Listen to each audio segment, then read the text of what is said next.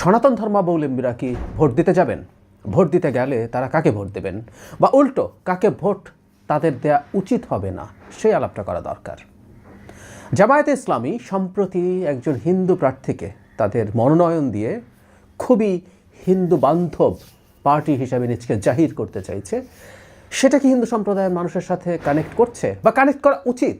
কারণ আমাদের সমাজে যেটা হয়েছে, যথেষ্ট তথ্য আমরা অনেকে পাই না বলে আমাদের মধ্যে এক ধরনের বিভ্রান্তি তৈরি হয়, ইলিউশন তৈরি হয়।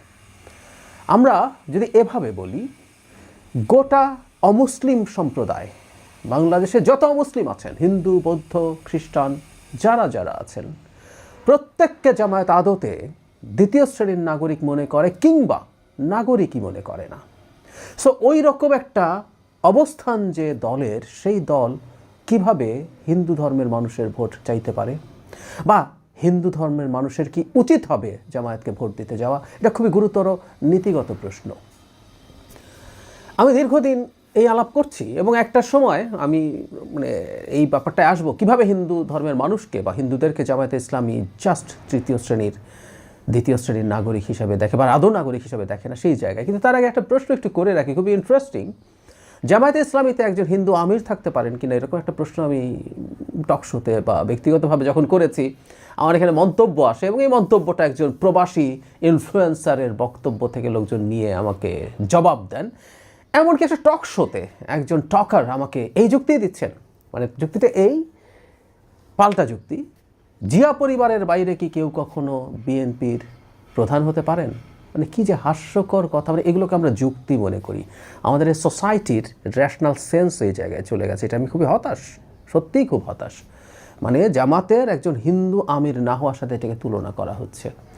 জামাতে একজন হিন্দু আমির না, একজন কেন্দ্রীয় সদস্য হতে পারবে না, এটা জামাতের লিখিত স্ট্যান্স, লিখে দেওয়া হয়েছে, এবং এটার মধ্যে কোনো রাগঢাকের কিছু নাই, তার কনস্টিটিউশনে লেখা আছে। আর বিএনপির এটা একটা নর্ম, আইন না, তার গঠনতন্ত্র না। বর্তমান প্রেক্ষাপটে ধারণা করা যেতে পারে যে এই পরিবারের বাইরে কেউ নেতা হবে, কিন্তু একেবারেই হবে না এটা বলে দেয়া কি যায়? অন্তত সে তার কনস্টিটিউশনে লিখে দেয় নাই, মুখে তো বলা দূরেই থাকুক। জিয়াউর রহমানের মৃত্যুর পর তো বিএনপির নেতৃত্বে অন্য মানুষ ছিল, ভবিষ্যতেও আসতেই পারে। অন্তত একটা রিটেন কনস্টিটিউশনের সাথে একটা নর্মকে যারা মিলিয়ে একই হিসেবে দেখেন, তাদের আসলে আন্ডারস্ট্যান্ডিংয়ে প্রবলেম আছে, বা তারা জামাতকে গায়ের জোরে যেভাবেই হোক বাঁচাতে চেয়েছেন। এবার একটা জিনিস একটু দেখে নেই, সেটা হচ্ছে, আমি বহুবার বলেছি, আপনারা দেখুন, জামাতের কনস্টিটিউশন থেকে এটা দেখাচ্ছি। জামাতের সদস্য, এমপি দূরে থাকুক, সদস্য এমপি দিতে পারেন নমিনেশন, আমির দূরে থাকুক, জাস্ট কেন্দ্রীয় সদস্য যাদেরকে রুকন বলে, রুকন হওয়ার 1 নম্বর শর্ত হচ্ছে তাকে শুধু মুসলিম না, পারফর্মিং মুসলিম হতে হবে। শর্তে আছে জামাতের লোকজন কতটা পারফর্মিং মুসলিম এটা আমাদের দেখা আছে। তার মানে মুসলিম ছাড়া কেউ রুকন হতে পারে না। মজার ব্যাপার, ইদানিং তারা বলার চেষ্টা করছেন যে অন্য ধর্মের মানুষও সদস্য হতে পারেন। ইয়াস, পারেন, এটা সহযোগী সদস্য। হিন্দু মানুষ, অন্য কোনো বৌদ্ধ খ্রিস্টান মানুষরা সদস্য হতে পারেন, সহযোগী সদস্য, যেটা দুধ ভাত। আমরা ছোটোবেলায় খেলতাম, ওদের কোনো ভ্যালু নাই। যেমন কনস্টিটিউশন যে কেউ পড়ুন, আমি চ্যালেঞ্জ দিচ্ছি, ওখানে দেখা যাবে যত রকম কাজ আছে, আমির নির্বাচন, তাদের কেন্দ্রীয় শুরার নির্বাচন থেকে কর্মকাণ্ড, সব কিছুতে ভোটাধিকার আছে শুধুমাত্র রুকনদের।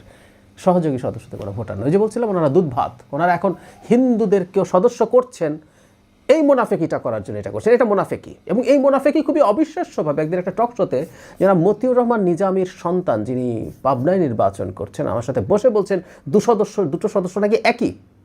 আমি সেই টক শোটার ভিডিও আমার কমেন্টে দিয়ে রাখবো, আপনাদের যাদের আগ্রহ হয় দেখে নেবেন আমার দাবিটা, ক্লেমিংটা ঠিক আছে কিনা। সো এই মোনাফেকিটা তারা করছেন। মোদ্দা কথাটা হচ্ছে, জামাতের আমির দূরে থাকুক, জামাতের রুকন বা কেন্দ্রীয় সদস্য হওয়ার যোগ্যতাই একজন হিন্দু নেই। কেন নেই? জামাত কি একটা ধর্মীয় সংগঠন? জামাত একটা রাজনৈতিক দল। একটা রাজনৈতিক দলের সবার সমান অ্যাক্সেস থাকা দরকার। আমি এই প্রসঙ্গে বিজেপির কনস্টিটিউশনের কিছু অংশ আপনাদের দেখাতে চাই, আপনারা একটু বিস্তারিত দেখে নেবেন, পড়ে নেবেন। এই কনস্টিটিউশন আর্টিকেল 9-এ বলা হয়েছে কিভাবে সদস্য হতে হবে। 18 বছর তার বয়স হতে হবে, সেটা হচ্ছে, এবং তার সাথে বলা হয়েছে আর্টিকেল 2, 3 এবং 4-এ বর্ণিত বিষয়গুলোর উপর তার আস্থা থাকতে হবে। 2, 3, 4-এ কী আছে? এখানে গণতান্ত্রিক পদ্ধতিতে সমৃদ্ধ ভারত তৈরি করার কথা আছে। এখানে ধর্ম, বর্ণ, লিঙ্গ নির্বিশেষে সবার জন্য সমতাভিত্তিক রাষ্ট্রের কথা বলা হয়েছে। এখানে মানবতাবাদ আছে, সেকুলারিজম তাদের প্রধান অ্যাপ্রোচ হবে বলছে, এমনকি গান্ধিয়ান অ্যাপ্রোচের কথা আছে। এটা কোথাও বলা হয় নাই যে এটা শুধুমাত্র হিন্দু সম্প্রদায়ের মানুষের জন্য এটা সংরক্ষিত আছে। একটা জায়গায় মানে একটা হিন্দুত্ববাদী দল, কিন্তু হিন্দুত্ববাদ বা হিন্দু ধর্মের ইঙ্গিত আছে কিনা, উল্লেখ দূরেই থাকুক, ইঙ্গিত আছে কিনা সেটা একটা জায়গায় খেয়াল করি, এখানে আছে proudly draws inspiration from ancient culture and values. Ancient culture and values এমনি বলা যায়, এবং খানিকটা ধর্মীয় ইঙ্গিত আছে বলে কেউ ধরতে পারে। সো বিজেপির মতো একটা হিন্দুত্ববাদী দল যখন রাজনীতি করে, হুইচ ইজ ভেরি ইম্পর্টেন্ট, আপনি যখন রাজনীতি করেন, রাজনীতিতে দলে প্রত্যেকের সমান অ্যাক্সেস রাখতে হবে, না হলে সে কোনোভাবেই রাজনৈতিক দল হয়ে উঠতে পারে না।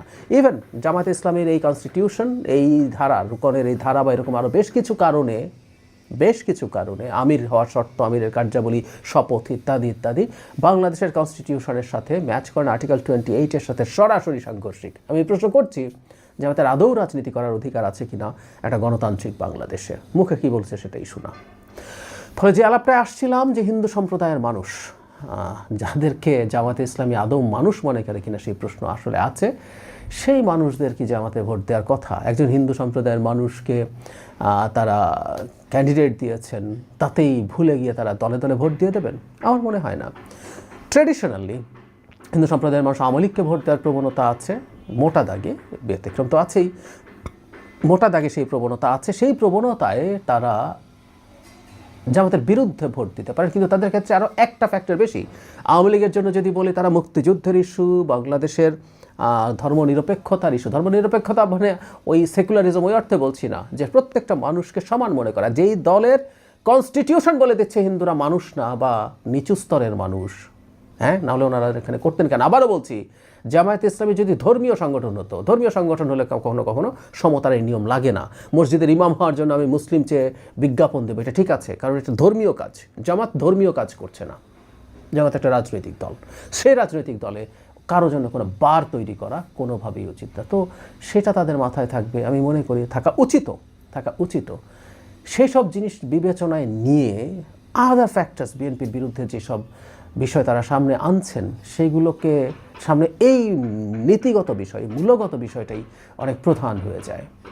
আমি বিশ্বাস করি শিক্ষিত সচেতন হিন্দু সম্প্রদায়ের মানুষ এই ব্যাপারটা খেয়াল করছেন, এবং তারা কম শিক্ষিত, কম সচেতন যে হিন্দু সম্প্রদায়ের মানুষ, তাদের কাছে এই ব্যাপারগুলো পৌঁছে দিচ্ছেন। উপরে খুব মিষ্টি কথা বলা, দু একটা কসমেটিক স্টেপস নেওয়ার কথা বলে আদতে এটা একটা দীর্ঘমেয়াদী সমস্যার প্রসেস। বিজেপির মতো দল যে ইসলামের বিরুদ্ধে, মুসলিমের বিরুদ্ধে কিছু তার কনস্টিটিউশনে লেখে নাই, বা হিন্দু ধর্মের পক্ষে বা হিন্দুত্ববাদের পক্ষে কিছু লেখে নেই, সেই বিজেপির আমলে মুসলমানদের কী পরিস্থিতি হচ্ছে আমরা দেখছি। সুতরাং জামাতের মতো দল যদি ক্ষমতায় আসে, সিস্টেম্যাটিকলি তারা হিন্দু বা অন্য অমুসলিম সম্প্রদায়ের মানুষের ওপরে কী করতে পারে, সেই অনুমান আমাদের থাকার যৌক্তিক কারণ আছে।